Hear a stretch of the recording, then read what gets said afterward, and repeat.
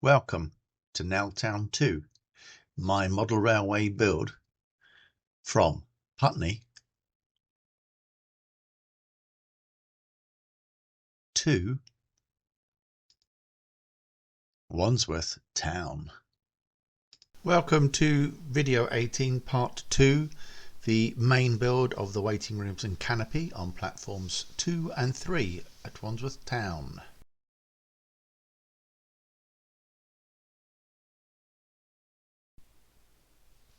Before commencing the build of the waiting rooms and canopy on platforms 2 and 3, I reviewed some of my images and also tore down a scale scenes island platform that I built on the previous layout, just to assess the size and whether things would fit, especially considering I'm having to foreshorten everything.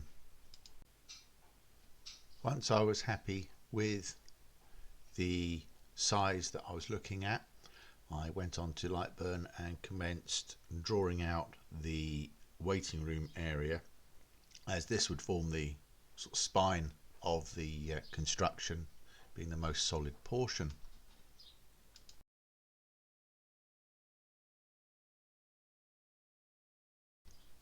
Once I was happy with my design, went to the laser cutter and cut the shell from 2mm MDF and glued it all together, including the roof portion. Again, I made sure the dimensions were fine for the platform, and on doing that I started to add the lower, what would be like skirting boards, and framed the windows, and also made the roller shutter for what is possibly lost and found or something similar.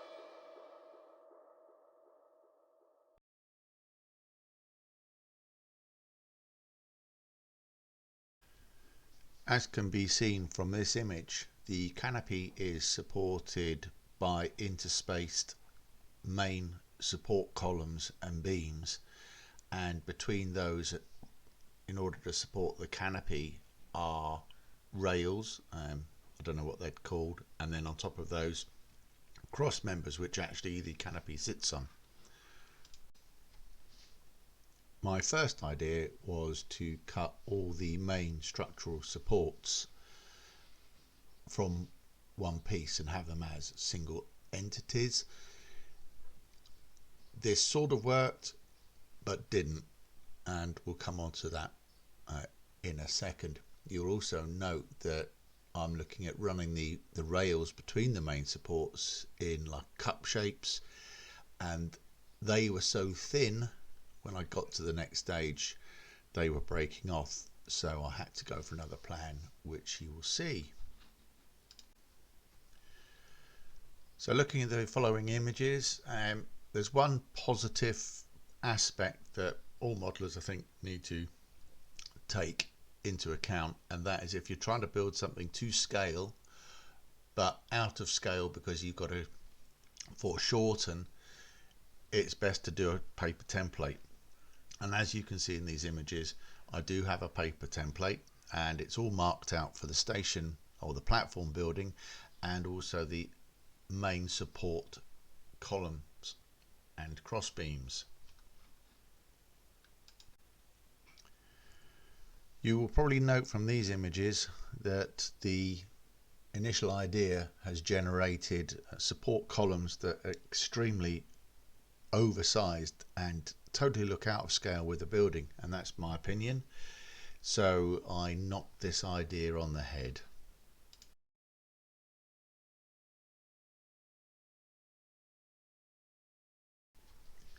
So after a little bit of pondering whilst on holiday, sitting on the River Thames overlooking Kew Bridge in the early mornings watching the rowers go past, I thought, why don't I get a table of beam construction? So found one on Google.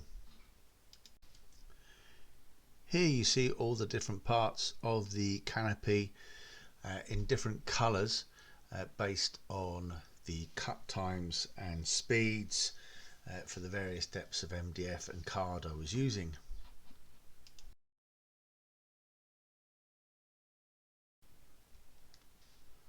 You will note in this diagram I do have the paper template beneath the glued together main supports and columns, which is that recommended approach of having a scale template to build everything upon. So this construction method seemed to be the best way forward. I fed 1mm by 1.5mm horizontal beams through the 5 holes that I'd cut in each of the canopy supports, and thereafter added the canopy supports and also the cross beams or cross members. So in these video clips you see the various stages, adding the cross beams and cross members, and also the again dry fitting on the platform to make sure it looks okay before painting up and adding the roof, etc.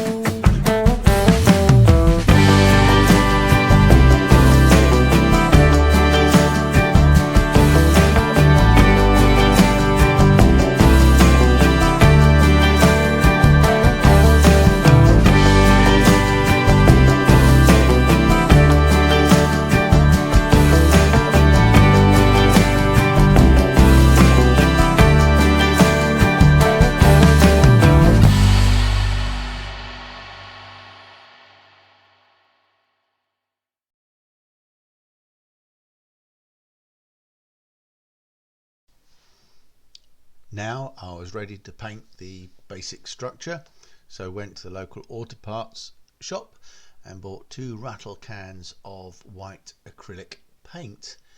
Now you'll see the paint coverage is not that good, but it does provide a good weathering type effect, so I'm quite happy with how it looks. And again, it was put on the layout just to see how it did fit in to the station scene.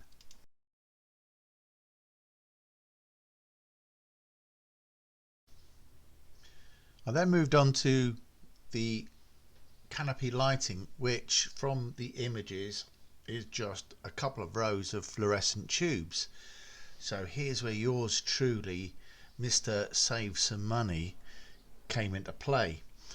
My wife and I bought some Christmas lights, very small LEDs that you put into like jars and things to add a little bit of light in places. A couple of those, the batteries had gone and the switch had stopped working.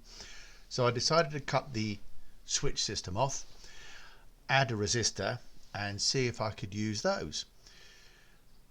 I added the lights to H-beams or I-beams and then stuck on a cover strip to these and painted them up. Things went very well at this stage. I knew that I had to get the positive and negative wires worked out, and it wasn't easy to determine. So using a 9-volt battery, I very quickly touched the wires onto the poles of the battery to work out which was positive and negative. I did this and marked the positive with a piece of sticky paper. During the construction of the light bars, which is like a horseshoe shape, I didn't notice that the piece of paper had come off, and I'd already glued the light bars in place within the structure. I then had to work out which was the positive and negative, and this time the quick touch decided to blow all the LEDs. So I've now had to stick over the top another run of wires of LEDs from the same sort of Christmas lights. These do work, but it just upset me slightly.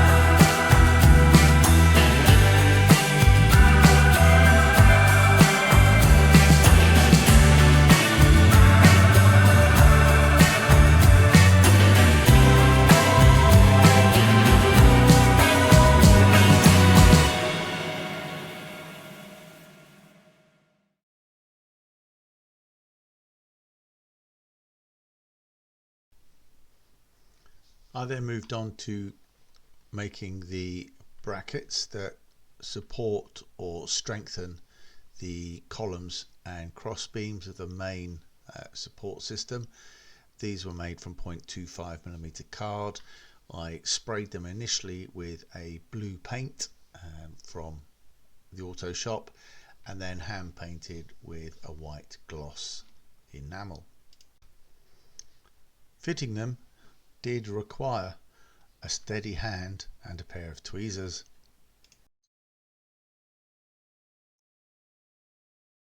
You will also see from these images that I have added the roof, this being 0.5mm white plastic card and a transparent plastic card.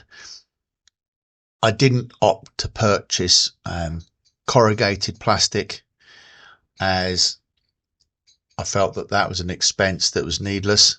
I know it's not the actual building because that actually has corrugated roofing over the clear area, but it's my railway. So for those of you who live in the London area, for example, I think it was Dave, the dispatcher from Clapham, I hope this does remind you of platforms 2 and 3 at Wandsworth Town. The next video hopefully will be just adding to this area and maybe starting platform 1, because I do want to get on to the area of the Alma pub later.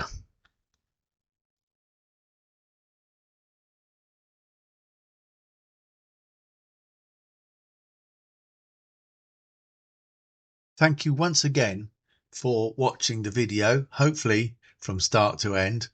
And if you do like what you see and want to follow the layout build progress, please subscribe. And if you so desire, please click on the like button and the bell icon so you get notifications of when the next video comes out. Bye for now.